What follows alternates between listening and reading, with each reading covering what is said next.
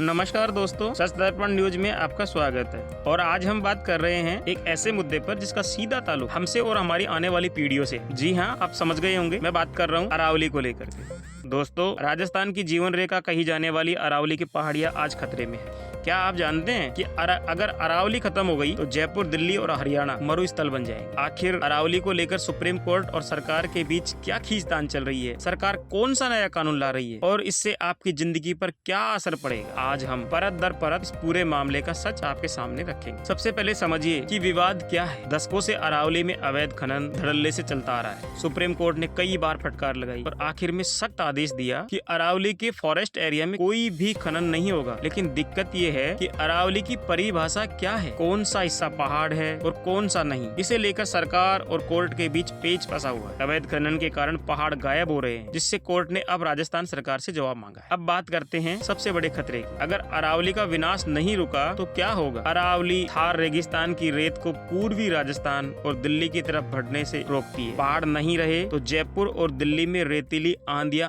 आम हो जाएंगी। जल स्तर में और अत्यंत गिरावट आ जाएगी। दोस्तों, अरावली एक वाटर रिचार्ज जोन है। इसके खत्म होने से भूजल पाताल में चला जाएगा। जलवायु का संकट। दोस्तों, अगर अरावली नहीं रही तो तापमान में अत्यधिक बढ़ोतरी होगी और मानसून का चक्र पूरी तरह बिगड़ जाएगा। जो राजस्थान पहले से ही सूखे की मार झेलता है और अत्यधिक संकट में आ जाएगा। वन्य जीवों पर खतरा। दोस्तों, लेपर्ड और अन्य जंगली जानवर आबादी वाले इलाकों में घुसने लगेंगे, क्योंकि उनका घर यानी पहाड़ खत्म हो रहे हैं और फिर यह विनाशक होने की संभावना हो। सुप्रीम कोर्ट के सख्त रुख के बाद राजस्थान सरकार अब अरावली संरक्षण के नियम नीति पर काम कर रही है। लेकिन आखिर क्या नया कानून है? सरकार एक ऐसा कानून ला रही है जिसमें अरावली की पहाड़ियों का डिजिटल मैप तैयार किया जाए। जो ग्रीन जोन है यानी इको सेंसिटिव जोन में हर तरह के निर्माण और माइनिंग पूरी तरह से बैन होगा। अवैध खनन करने वालों पर भारी जुर्माने के साथ साथ जेल का प्रावधान भी सख्त किया जा रहा है। सरकार कोशिश कर रही है कि माइनिंग से मिलने वाले राजस्व और पर्यावरण के बीच संतुलन बनाया जाए। मौजूदा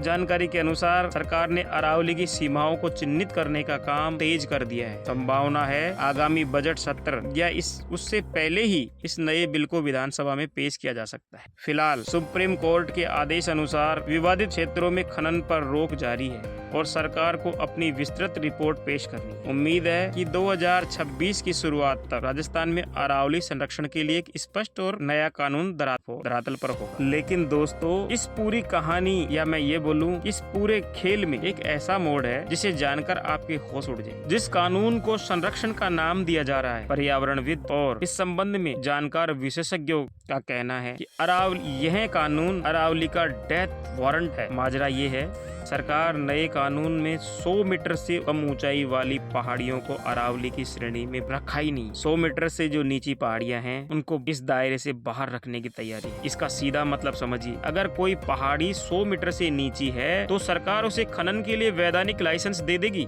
जानकारों का दावा है और ये दावा बेहद डराने वाला है। उनका कहना है कि अगर इस कानून को पूरी तरह अमल में सरकार लाई तो राजस्थान की 90% पहाड़ियां इसी श्रेणी में आती हैं। अगर ये नियम लागू हुआ तो विकास के नाम पर राजस्थान के सीने को छलनी कर दिया जाएगा और हमारे पास देखने के लिए सिर्फ धुआं, धूल और धूल बचेगा। दोस्तों, अरावली सिर्फ पत्थर का ढेर नहीं, हमारे भविष्य की सुरक्षा दीवार है। क्या आपको लगता है कि नया कानून अवैध खनन को रोक पाएगा या सिर्फ यह उन माफियाओं को पहाड़ियों का सीना चीरने में सहायक होगा?